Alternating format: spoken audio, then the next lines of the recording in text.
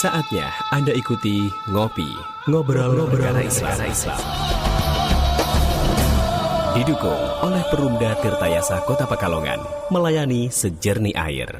Iya, ngopi kawannya di kesempatan sore kali ini ngobrol perkara Islam. Dan seperti yang ngopi sampaikan tadi ya, hingga lebih kurang jam 5.15 menit nanti ada Ketua FKUB Kota Pekalongan, sudah tidak asing lagi pastinya karena sudah setiap hari juga ketika pagi hari kemudian sore hari juga suaranya ada di Radio Kota Batik. Ada Kiai Haji Ahmad Marzuki. Selamat sore, Assalamualaikum. Assalamualaikum warahmatullahi wabarakatuh. Selamat sore juga, Mas. Ya. Iya, waalaikumsalam warahmatullahi wabarakatuh. Sehat ya Ustadz ya? Alhamdulillah, sehat. Alhamdulillah, Semangat. sehat, semangat. Iya, baik. Oke, ini untuk kesempatan kali ini kita akan ngobrol dengan tema apa Ustadz? Iya, relasi ya. Relasi antara puasa dan kesehatan psikis ya. Oke, relasi puasa dan kesehatan psikis ya. Ini kenapa mengangkat tema tersebut Ustadz? Ya, karena pada hakikatnya puasa itu pengaruhnya besar. Baik pada kesehatan fisik maupun psikis. Hanya sore ini saya akan bedah yang psikis ya. Sangat luar biasa pengaruh puasa ini pada tataran hidup kita, bisa mengubah perilaku manusia, juga bisa mengubah cara berpikir manusia. Juga bisa merubah cara berpikir manusia dengan ibadah puasa ini berarti. Oke, ini yang seperti apa berarti itu? Karena kan sebetulnya ending puasa ini yang tuntutan la'alakum tattaqun, yaitu sebagai takwa. Takwa itu sederhana, ya. Artinya kalau ada perintah kerjakan, karena tinggalkan itu saja dan seterusnya. Tapi pada kenyataannya ketika kita aktualisasikan tidak sederhana yang kita katakan. Iya. Kalau kita ingat pada surat Ali Imran ayat 102, ya ayyuhalladzina amanu taqullaha haqqa tuqatih wa la tamutunna illa wa antum muslimun. Wahai orang-orang yang beriman, takutlah pada Allah dengan takwa yang sebenar-benarnya, takwa yang menghujam lah. Wala tamutunna illa wa antum muslimun, dan jangan sekali-kali kamu mati kecuali membawa iman, bawa Islam. Dari ayat ini bisa kita jabarkan ada kriteria takwa secara maksimal, ada yang secara minimal. Dari kata-kata haqqa tuqatih, ya, haqqa tuqatih, kamu harus bertakwa dengan sesungguh-sungguhnya. Ini kalau manusia biasa sulit, seperti kita sulit. Ini yang bisa para nabi, para sholihin, para syuhada, itu yang bisa. Nah, ada yang perlu kita capai minimal. Kalau kita ada mampu pada yang maksimal seperti itu, yang minimal standar lah, normatif, yaitu wala tamutunna illa wa antum muslimun. Jangan sekali-kali kamu mati kecuali membawa iman Islam. Ini yang perlu kita pertahankan. Ya, karena dengan ayat ini, sepenggal ini, kita kemudian mengubah berbagai sikap hidup kita ini. Bagaimana kita harus hidup ini supaya besok ketika meninggalkan yang fana ini, karena masalah hidup kan itu sudah dipastikan ya. Walikuli ummatin ajal, idza jaa ajaluhum la yastakhiruna sa'ata wa la yastaqdimun. Setiap orang, setiap umat, setiap kelompok itu ada ajalnya, ada batas waktu hidupnya. Nah, ketika ajal itu hadir, maka tidak bisa ditunda sesaat pun, saatnya tidak bisa. Dan tidak pula ditangguhkan, jadi dimajukan, tidak bisa sudah ya. Kalau sudah itu ya sudah itu. Ya kita kadang banyak berteori ya, kenapa saya begini, itu kan teoritis. Tapi pada hakikatnya kan ya Allah lah, sudah ditetapkan gitu ya mau apapun lah harus ke sana. Banyak teori, kemudian banyak membuat kesedihan kita sendiri sebetulnya itu. Ya kita disuruh pasrah, ikhlas disitulah karena ketentuan Allah lah.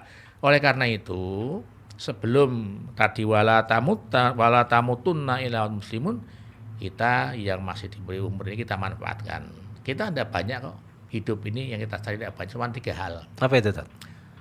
Bagaimana hidup ini kita bisa memanfaatkan ilmu yang kita miliki. Kita tentu pernah sekolah, Iya. pernah ngaji kan ya. Sekolah apapun lah, tentu endingnya itu kurikulum sudah membuat batasan menjadi orang yang bagus, yang mulia, berakhlak mulia. Nah, ilmu yang kita kaji, kita cari selama masa mencari ilmu itu, dan itu tidak akan berhenti sampai kapanpun. Itu kita kerjakan minimal untuk diri sendiri. Misalnya bagaimana kita ngomong yang baik, itu kan ilmu. Ya. Nah, syukur bisa diamalkan, bisa mulang misalnya, itu bagus. Itu satu, ini perlu kita kuasai, ilmu manfaat. Yang kedua, jangan lupa kita jangan sampai tidak sedekah. Sedekah itu tidak pandang bulu. Kalau namanya zakat tertentu, karena ada syarat harus satu, mencapai nisab, mencapai haul, ada target setahun, kemudian ada ukurannya berapa, kalau emas berapa, dengan berapa. Tapi sedekah itu tidak pandang bulu. Ya, dikatakan alladzina yunfiquna fis sarra wad dharra.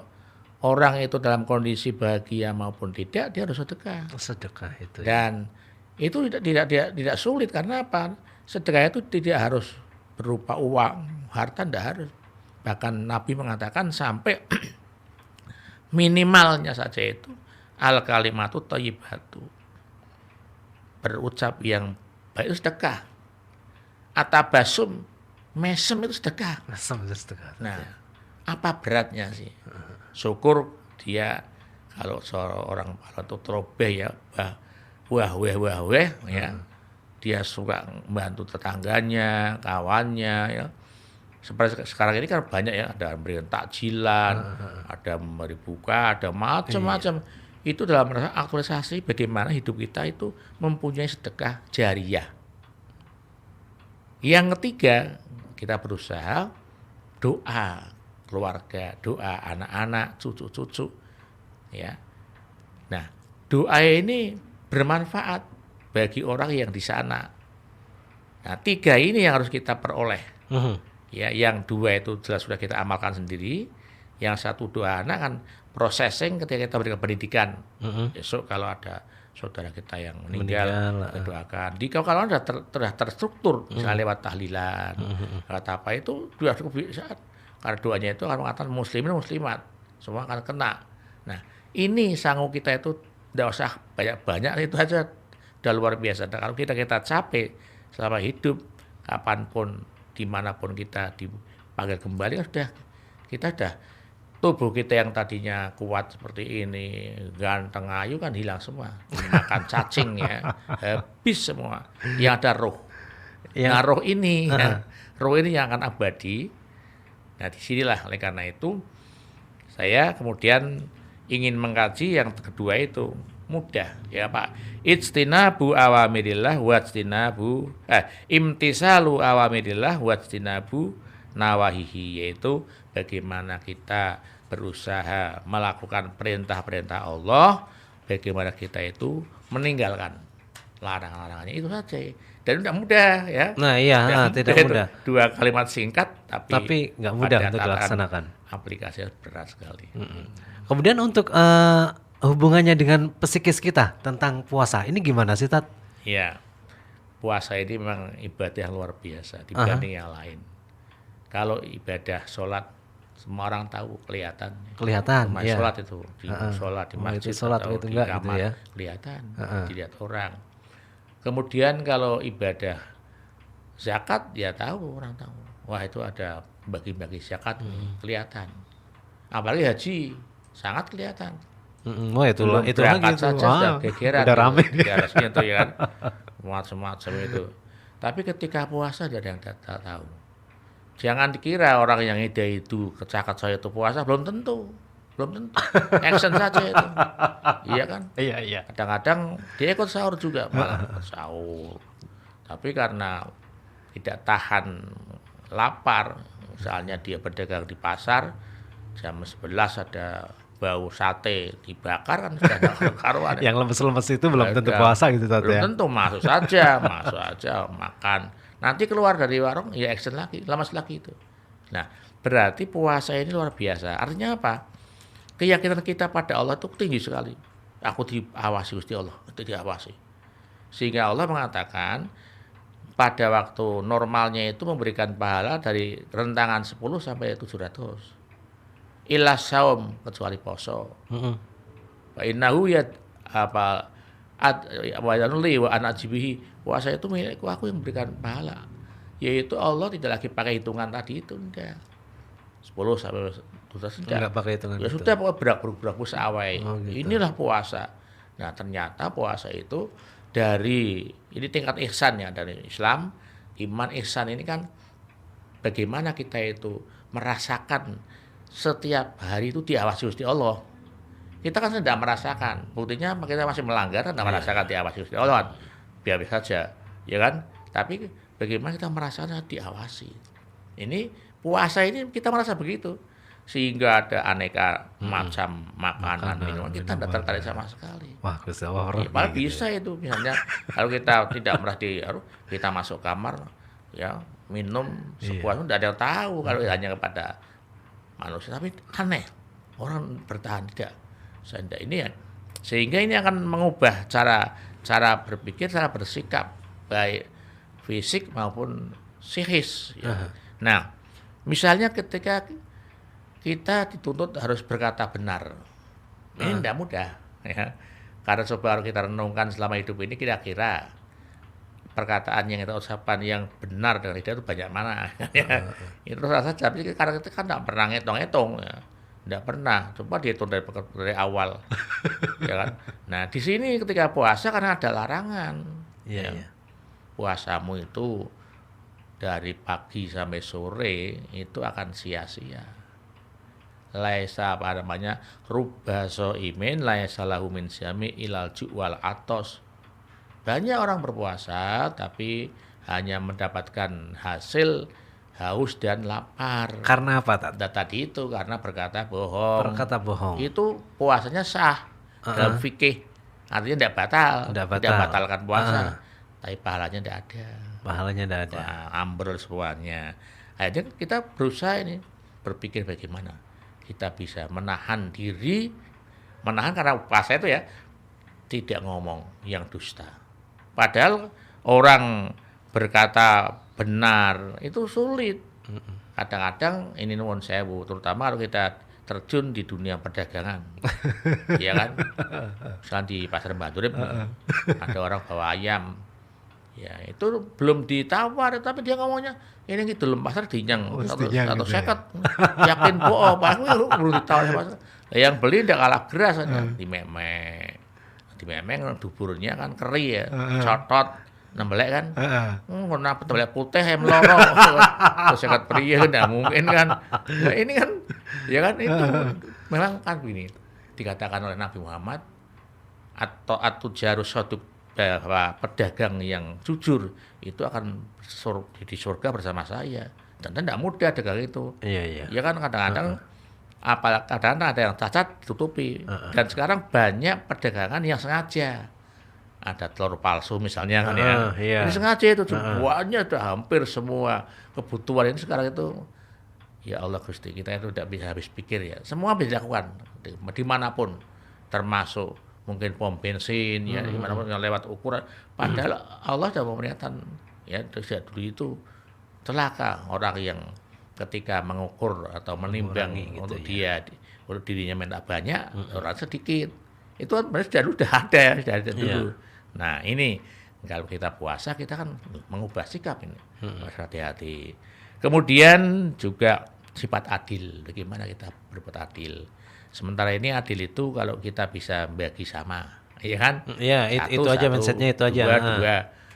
Belum tentu begitu ya, tidak bisa begitu. Kita umumnya begitu, kalau belum sama tidak adil. Berarti nggak adil gitu ya. Gitu ya kan ya. Nah ini pun nggak mudah, sulit ya. Biasanya ketika saya misalnya jadi ya pemimpin lah, kalau jadi kebetulan saya mendapat amanat ini nanti kan ya bagi beras misalnya ya. Ini kadang kita timbul sikap langsung, oh kayak sedulurku kayak ya. Nanti kan ya. Nah, saya beri yang itu enggak ada hubungannya enggak misalnya. Itu musim kayaknya, Tat. Kalau itu musim kayaknya. Iya bisa juga. Ya bisa juga. Dan itu dilakukan juga oleh pejabat dulu. Oh itu gitu sejarah ya. Betul. Katakan zamannya Khalifah Utsman itu Udah ada gitu ya, itu gitu-gitu karena ya. dia kolusi ya. Nah, itu terjadi juga. Lah, itu memang ada dan dipraktikkan. Nah, kita bagaimana menghindarinya kan begitu. Dibangun lewat puasa itu. Kemudian termasuk sabar. Sabar itu kan ucapan biasa ya. Gampang diucapkan juga sulit. Bagaimana kita menata diri secara psikis kita itu bisa sabar. Itu tidak mudah. Yang pertama ada 3 hal sabar itu. Sabar bisa beribadah. Ini perlu sabar. Bayangkan misalnya setiap subuh selama hidup harus bangun subuh, sholat subuh ya.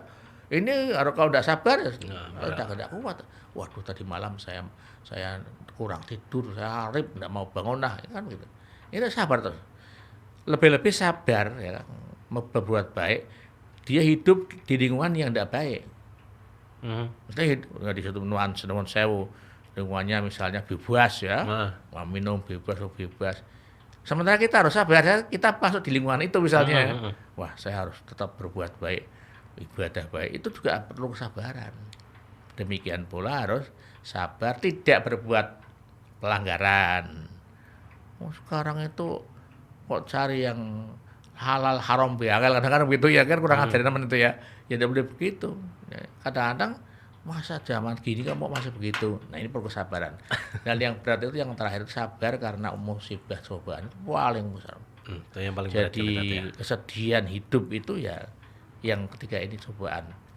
Dari yang saya rasakan dari kehilangan uang misalnya ya atau barang-barang lain bahwa diakui oleh manusia bahwa kesedihan yang paling sedih adalah ketika berpisah. Itu betul karena apa? Kalau kita berkeluarga itu misalnya dikatakan oleh Allah pada waktu khutbah nikah itu bahwa tidak ada yang menyatukan, tidak ada yang memisahkan kecuali Allah. Dan ketika itu berbentuk keluarga bisa dua bentuk, berpisah karena meninggal dunia, berpisah karena cerai. Kalau yang cerai mungkin timbulnya marah, dendam ya. Tapi kalau yang pisah itu ya saya merenung sendiri itu yang luar biasa. Syairnya Roma Irama itu kehilangan itu luar betul-betul terasa itu.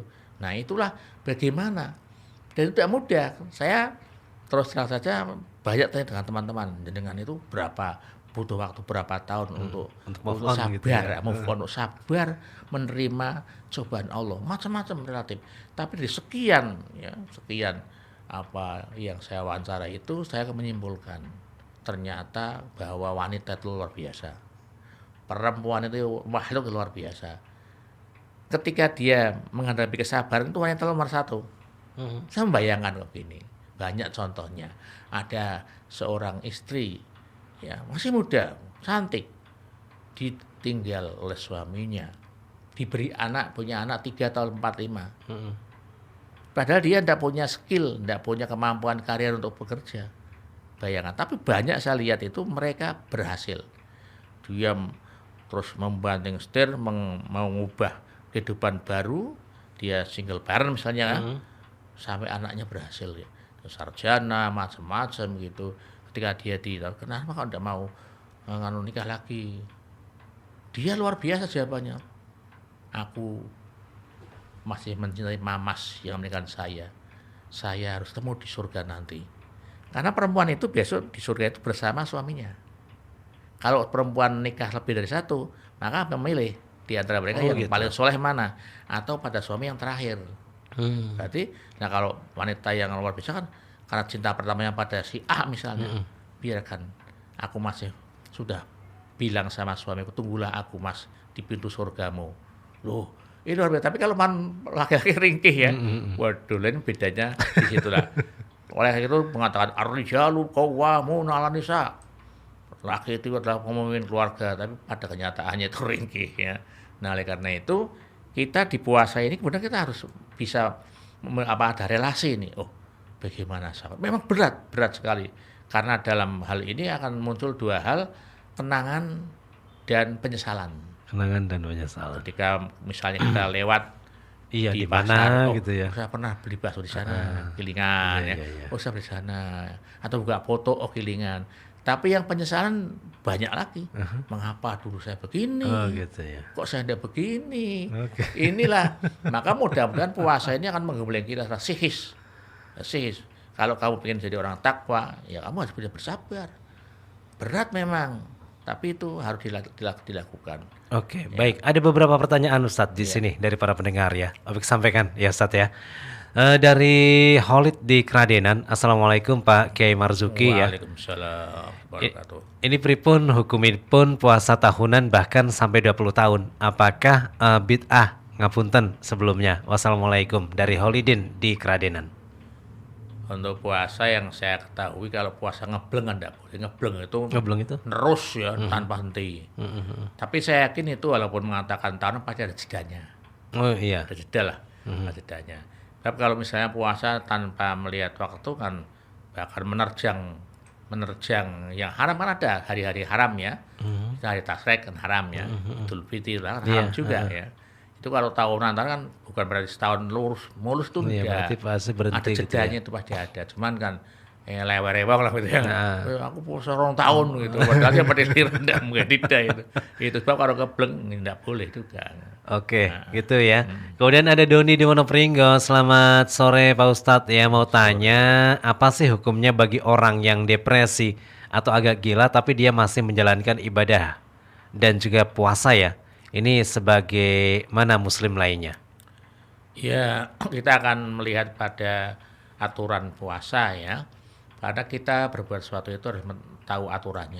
Kita mau main sepak bola harus tahu bagaimana sepak bola itu. Demikian puasa juga. Di sana kan ada dikatakan syaratnya antara lain adalah sehat, ya, berakal. Berakal. Nah, dalam kaitan ini kita depresi itu kita ukuran dokter sejauh mana kan ya. Itu ini bagaimana sudah betul-betul ukurannya seperti apa. Saya tidak tahu tentang kesehatan itu ya. Tapi kalau kita korelasikan dengan syarat puasa, syarat sholat itu kan ada syarat akil balik ya. Sudah balik mungkin, tapi yang akalnya itu. Karena kita belum tentu mengkategorikan bahwa orang gila itu yang di pinggir jalan terus ngamuk betul itu. Kadang sekarang lebih banyak orangnya itu orang bersih, orang itu lewat depresi itu ada. Orangnya orang pernah yang biasa tapi kemudian geleng. Banyak saya itu di rumah sakit Jonet itu pasien dokter jiwa terutama. Itu banyak geleng. Saya tanyakan kenapa? Ternyata anak kecil karena HP. Game itu geleng. Dia tidak bisa dijak ngomong itu. Nah, itu tentu nanti kalau saya pikir kalau depresi kita harus pada dokter. Pada batas mana? Kalau kemudian batas ini sudah membahayakan, tentu kita kembali pada syaratnya itu. Oke, kemudian ada Heni di Tirto. Selamat sore, ini mau ikut tanya ya, apakah puasa dapat mengurangi depresi dan mempengaruhi psikis kita? Iya betul ya. Di antara apa itu pentingnya puasa secara psikologis ini pertama ya itu bisa menjaga mood, suasana hati yang positif. Tadi dengan kita selalu berpikir positif, ya minimal akan berpengaruh. Yang kedua meningkatkan ketahanan stres, ya kan? Ketahanan stres ya. Termasuk depresi tadi ya. Kadang kita itu kan begini, orang itu kalau menghadapi masalah itu biasa merasa paling berat sendiri. Orang sedih, perasaannya paling sedih sedunia. Itu betul. Gitu, ini dirasakan Rasulullah SAW. Ini lagi-lagi hubungannya kematian ya. Ketika beliau ditinggal oleh istri tercintanya Khadijah, itu Rasulullah tuh tingkat Nabi itu, sampai deleming. Kalau makan dia bilang, wah saya makan begini ya, andai kata ada Khadijah, seperti apa rasanya. Itu kan deleming. Kalau zaman ini kalau depresi kan ya, kalau stres ya. Bahkan beliau itu sering mengundang saudarinya Khadijah yang suaranya sama. Ingin mengenang suaranya itu. Nah, ini kan kalau zaman sekarang mungkin sudah sampai stres, depresi, deleming itu kan ya. Sampai ketika dia muji-muji Khadijah itu, istri lainnya Aisyah itu marah. Mana Khadijah? Mana Khadijah? Yang wedok yang ayu sih, yang nom sih, sampai begitu. Mendengar itu Nabi marah kok. Gitu ya. Mengungkapkan, kamu tahu enggak Khadijah itu cintaku yang luar biasa. Dia memberikan anak-anak saya. Dia masuk Islam sebelum orang lain masuk Islam. Dia membantu dengan harta bendanya ketika orang tidak membantu, sampai begitu. Padahal Aisyah itu dia perawi hadis dan dia memang cantik ya. Dan paling muda kan 9 tahun nikah dengan Nabi kok.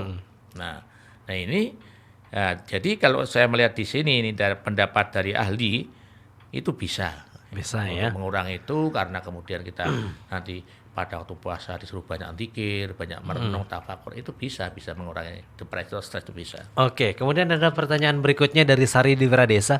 Ini kayaknya sih banyak nih pertanyaan-pertanyaan seperti ini dan banyak terjadi di kita kayaknya ya. Oke, selamat sore. Apa hukumnya jika kita puasa tapi tidak menunaikan sholat? Ini sama halnya dengan sholat tidak zakat ya. Jadi kita tidak boleh milih-milih seperti itu ya. Pak poso bayan, Pak sholat. Karena sholat itu justru kewajiban yang paling berat.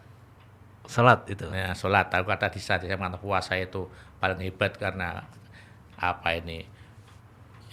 ihsan kita, ketundukan kita dilihat Allah. Kalau sholat ini, kalau misalnya puasa, kita tidak kuat, boleh tidak puasa kok. Ada keringanan. Kita misalnya pergi ke luar kota dengan tujuan baik, kita tidak kuat, boleh.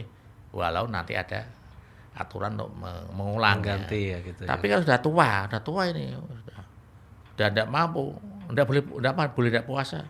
Boleh tidak puasa, boleh. Kalau sudah pelupa, pikun, sudah tidak puasa. Ini puasa. Sekarang zakat, itu kan kalau punya duit. Tidak punya, tidak zakat, tidak apa-apa. Ya kan? Kita punya duit dan sampai nisab, ya tidak usah zakat. Haji sama, apalagi haji paling berat lagi. Duitnya banyak pun sekarang kan nunggu puluhan tahun kan ya. Tapi sholat tidak pandang bulu siapapun. Dia presiden, dia penjual legen ya. Dia orang melarat, dia pejabat. Dia sakit, dia waras, di mana saja tetap harus bayar. Itu tidak bisa ditinggalkan, itu tidak bisa. Tidak bisa, karena bahkan ada seperti ini. Label Islam itu pada sembahyang. Kalau dia tidak sembahyang, dihukumnya bukan Islam. Sampai di situ loh. Karena pentingnya sholat itu kemudian ciri-cirinya untuk mengidentifikasi orang itu muslim atau bukan, ya sholat. Di situ. Nah, mulanya kan namanya sholat ini tidak bisa ditinggalkan. Ya kita ya eman-eman. Kalau kemudian puasa, kok tidak sholat, jangan. Sama halnya kita itu sholat tapi tidak zakat. Jadi rukun kan rukun Islam. Rukun itu kan dikerjakan semua, rukun itu bangunan. Berarti tapi kalau untuk pahalanya masing-masing dong, Tat, kalau untuk masalah ini? Iya jelas, ya. Cuman kan ini kan rukun itu kan bangunan. Kalau satu bangunan satu saja kita ambil cagaknya kan rubuh. Maka dikatakan lebih tegas ini.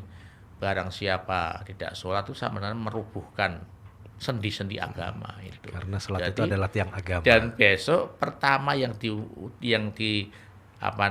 menjadi pertanyaan sholat. Nah, sholatnya beres, ya insya Allah beres semua. Karena otomatis dia akan puasa, dia akan zakat, dia akan haji. Lah kalau kemudian misalnya ya, kita puasa, tapi masih sholatnya bolong-bolong, ya kita akui, tidak usah, tidak apa-apa, jangan. Kita akui. Ya aku bisa pepek kok.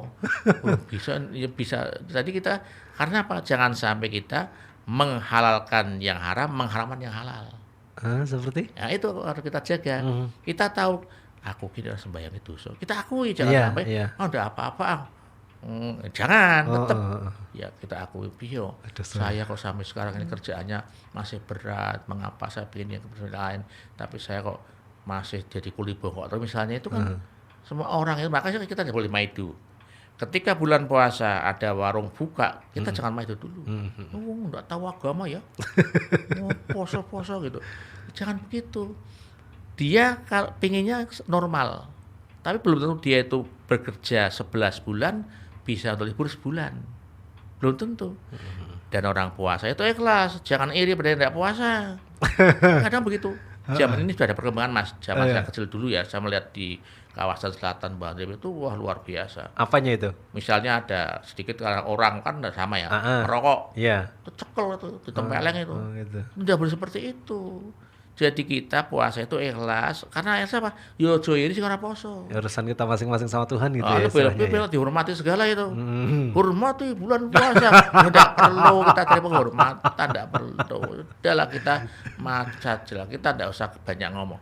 Ya, kalau dia belum, mungkin kasusnya tidak sama, beda-beda. Atau ada orang yang dia ada. Dia sudah punya harta benda, bisa puasa malah tetap tidak mau ya ada.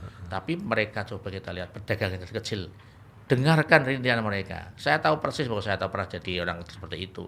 Bagaimana ketika dia harus, nah misalnya ada orang, dia punya anak Mas, kalau dia tidak jualan, tidak bisa makani. Nafkahi keluarga itu wajib loh.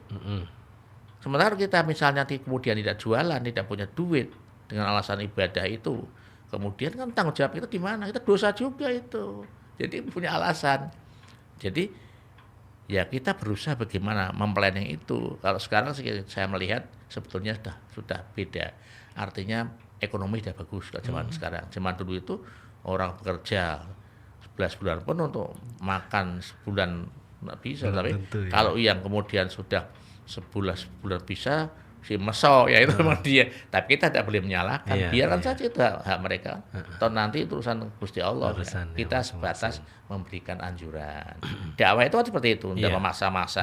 Ya nek gelem gambar ya nek gelem monggo. Gelem ya monggo kan begitu. Oke, baik. Nanti kita lanjutkan lagi ya.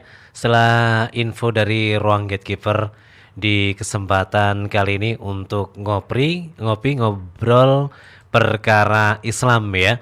Untuk kesempatan kali ini bersama Ketua FKUB Kota Pekalongan Kiai Haji Ahmad Marzuki.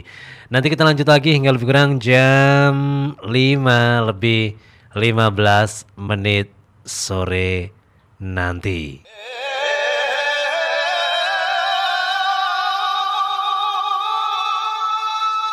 Saatnya Anda ikuti Ngobrol Perkara Islam. Didukung oleh Perumda Tirtayasa Kota Pekalongan, melayani sejernih air. Iya, masih di ngobrol perkara Islam ya, yang dipersembahkan oleh Perumda Tirtayasa Kota Pekalongan ya. Untuk kesempatan kali ini masih bareng Ketua FKUB Kota Pekalongan Kiai Haji Ahmad Marzuki ya, mengenai relasi puasa dan kesehatan psikis gitu. Dan kembali ke pertanyaan-pertanyaan dari para pendengar gitu Tati ya. Selamat sore, ada Dedi di Dadirejo ya. Assalamualaikum. Waalaikumsalam. Ini menanyakan manfaat mengajari puasa sejak dini pada anak dari segi psikis itu apa Ustadz? Ya, jadi kita berbahagia ya, terutama di kawasan Pekalongan ya. Ya memang si puasa itu kan saatnya sudah balik ya. Iya. Tapi di sini luar biasa masyarakatnya itu. Dia sudah menanamkan kecil pendidikan gitu ya. sejak kecil itu per keluarga itu. Kalau saya ingat zaman dulu itu, kalau kamu mau puasa ya, mau makannya jam 10 saja. Nanti saya beri hadiah, saya beri uang, atau nanti kalau lebaran saya berikan baju yang lebih bagus gitu. Nah, karena terkondisi anak si A seperti itu, tetangganya si B sama. Oh, gimana? Ya, saya juga disuruh makannya nanti jam 10. Berhasil dia itu. Ya, berhasil. Esok harinya kalau besok kamu makannya pas beduk, soalnya beduk ya, dulu itu beduk. Karena dulu kan banyak beduk, sekarang beduknya sudah tidak berfungsi ya. Langsung pakai azan sekarang. Bukan azan saja ya. Makan beduk gitu ya. Beduk setengah hari, puas setengah hari. Dia dilaluinya. Dan itu kan satu itu tidak sehari tok, misalnya beberapa hari makan setengah hari terus. Ini dengan orang tuanya itu memberikan pendekatannya, cara menyampaikan bukan tidak maksa. Ini kan membangun psikis kita ya. Anak-anak tidak maksa. Gini ya, kalau diiming-imingi lah, diberi reward ya, reward gini. Ternyata terkondisi, tetangga-tangganya juga seperti itu. Kemudian setelah dia berhasil, dia senang. Hore, saya bisa puasa setengah hari. Orang tuanya memberikan support. Wah, anak saya luar biasa ya. Nah, itu sampai nanti pada tahap sehari.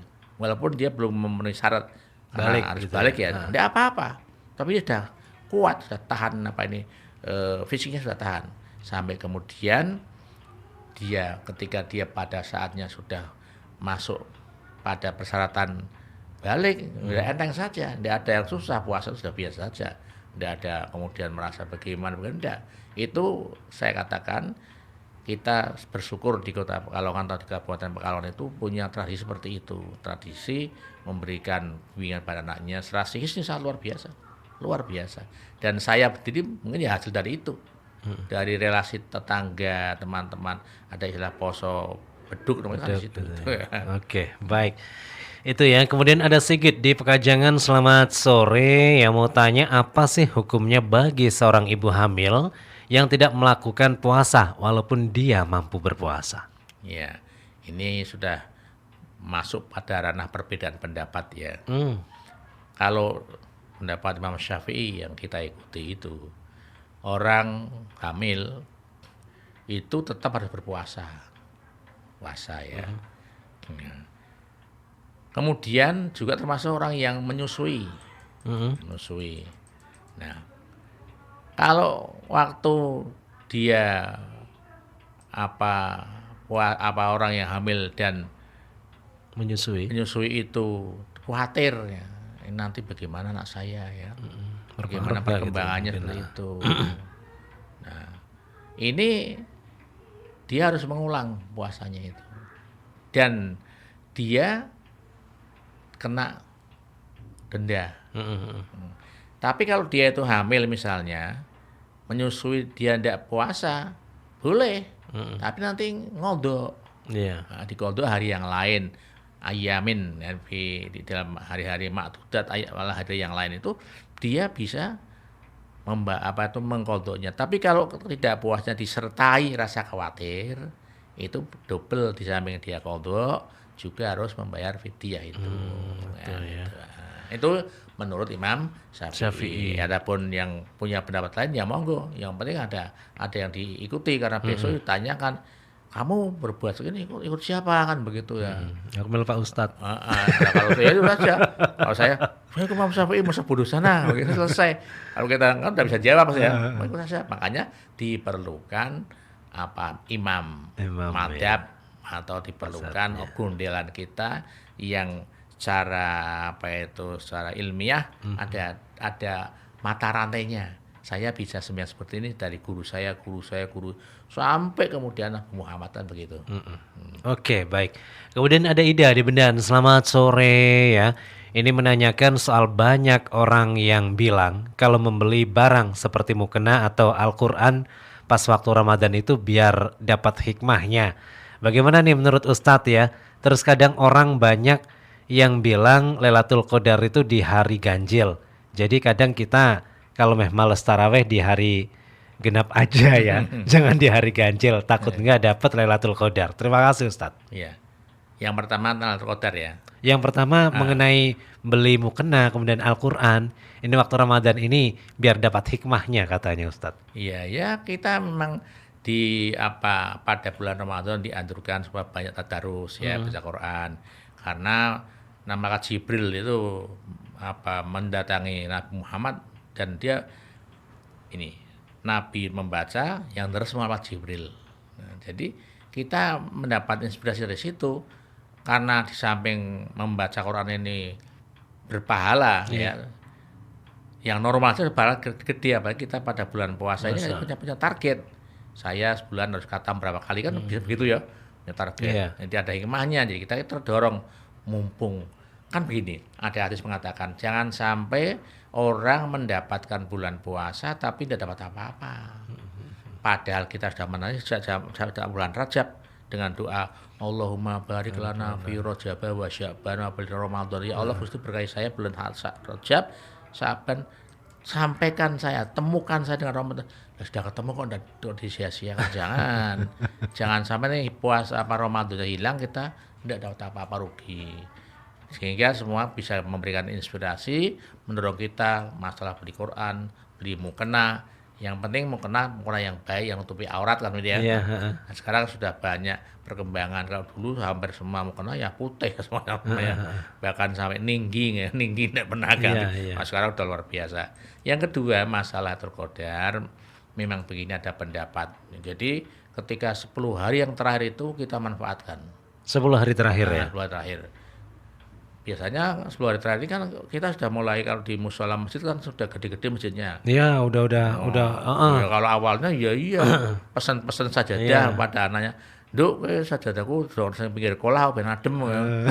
Tapi nanti mulai itu, nah ini kemudian ketika 10 hari terakhir itu yang rame, saya bertemu orang-orang itu, orang-orang bermari kok udah mangkat, ngomong kemana? Saya tahu mau terawih mana? mau ke mall Pak, mau belanja lah, mikirnya udah belanja ya. Nah ini padahal itu ada yang luar biasa, akan muncul Lailatul Qadar. Nah ini memang ada berbagai pendapat dari para ulama, bahkan ada berteori seperti Imam Ghazali itu bisa menentukan. Misalnya puasanya Ahad, nanti qadarnya itu ada. Oh gitu. Ada rumusnya. Dalam kitab-kitab itu ada rumusnya. Kalau ya tidak mutlak benar, Iya, cuma itu kan kira-kira lah berarti istilahnya ya. Prediksi ya. Prediksinya. Kalau puasanya awal dari sini akan ini, hari ini akan ini, ada itu. Tapi tadi kan kalau ganjil-ganjil saya nanti terawihnya ganjil saja ya. Ya Jadi kalau itu sih seperti itu. Tapi kalau Allah menghendaki genep apa itu ya. Iya. Brojol atau ganjil juga. Pas ganjil dia tertidur lelap kan ya. Nah yang penting Nabi sendiri itu ketika 10 hari terakhir itu dikatakan wis gamane ora ngembuli bojone. Sampai untuk beribadah yang luar biasa itu menunggu ya, karena bahwa kalau dia mendapat Al-Qadar khairun min alfi syahrin, dapat pahala 1000 bulan lebih baik. Itu berapa tahun? 83 tahun lebih 4 bulan. Bayangkan. Iya kalau umur kita sama itu. Kalau tidak kita sudah beruntung kan ya. Kemudian cuma 60 tahun sudah dapat Al-Qadar. Makanya ya ibadah jangan diambil, itu diambil enaknya sendiri ya, jangan. Pokoknya terus saja maksimal terawihnya tahun ini bisa genep. Ya kita diprogram sejak awal. Genep, ini maaf kalau perempuan ibu-ibu kan tidak bisa ya. Tapi minimal kan ya mau target lah. Nah kita bersyukur juga Mas di Pekalongan ini, kita bersyukur di Masjid Kauman kan ya. Itu kalau 10 hari terakhir banyak yang datang. Oh iya, yang nah ini sih yang ini yang saya masih mikirkan bagaimana masjid di kampung, karena masjid di kampung itu puasa itu petang dedet mestinya dibuka. Masjid di kampung-kampung dibuka seperti Kauman, kalau tanggal 11 ke atas dibuka. Tapi kalau di tempat saya udah mulai itu. Nah bagus sekali itu ya. udah mulai. Nah sekarang nyuruh khotibnya nyuruh beritikaflah di 10 hari yang terakhir. Nah, itu gimana? Masjidnya tutup. Masjidnya tutup gitu. Kalau perlu dibuka, dia butuh panitia, perlu orang yang punya apa itu kelebihan bisa sahur di sini. Iya. Kan sahur tidak harus satu porsi nasi. Apa itu jajan kan bisa kan sahur, yang penting kan makan ya. Iya. Ini udah bagus, semua masjid dibuka saja. Jangan ditutup. Yang dulu kan tutup terus, tidak pernah buka-bukanya subuh tok itu. Nah, ini sehingga bisa itikaf, orang bisa di situ. Wah luar biasa. Maka kalau ini bisa berkembang, saya harapan seperti ini dikalkan seperti itu masjid-masjid, karena itikaf kan di masjid. Nah, sehingga orang-orang di kampung tidak perlu datang ke Pekalongan jauh-jauh. Yang orang jenggot, yang masjid jenggot mestinya orang Banurip, buar-buaran atau di yang lain terto rata-rata begitu. Oke, baik. Udah menit ke-15 ternyata lepas dari jam 5 sore di kesempatan kali ini ya. Di ngobrol perkara Islam persembahan Perumda Tirtayasa Kota Pekalongan ya. Untuk kesempatan kali ini dengan tema relasi puasa dan kesehatan psikis. Dan baik, closing statement mungkin ya untuk ngopi sore kali ini mengenai relasi puasa dan kesehatan psikis tersebut. Silakan Ustadz. Iya, jadi kita berharap ya puasa itu ini sekalian merelasi seperti ini, kalau tidak dilaksanakan tidak akan berwujud juga. Ya, artinya itu jangan otomatis kalau saya puasa kemudian bisa langsung bersabar, langsung tidak stres. Ya kita upayakan juga ketika kita puasa, kita misalnya baca Quran, kemudian banyak mendengarkan tausiah atau pengajian, kita mendapatkan itu penting ya. Ternyata tadi misalnya saya katakan kalau orang itu sedih merasakan sedih sendiri, kemudian ketika dia itu bertanya, oh ternyata bukan saya itu yang sedih, ini kan bisa mengubah cara berpikir kita, mengubah psikis kita. Karena itu mari saya mengajak kepada semua umat Islam yang ada di Kota Pekalongan ini dan sekitarnya, mari kita berusaha menjalankan puasa dengan sebaik-baiknya, mudah-mudahan bisa berpengaruh pada fisik maupun psikis, itu barangkali. Oke, baik, terima kasih Ustadz untuk kesempatan sore kali ini, dan ketemu lagi di minggu depan insya Allah Ustadz ya. Iya. Ya, selamat sore, assalamualaikum Ustadz. Waalaikumsalam warahmatullahi wabarakatuh. Iya, itu tadi kawan ya untuk ngobrol perkara Islam bareng Kiai Haji Ahmad Marzuki. Ini selaku Ketua FKUB Kota Pekalongan, persembahan Perumda Tirtayasa Kota Pekalongan, dan ketemu lagi di ngopi berikutnya. Esok hari kawannya di waktu yang sama. Selamat sore dan nanti kita lanjut di perjalanan Halo Kota Batik.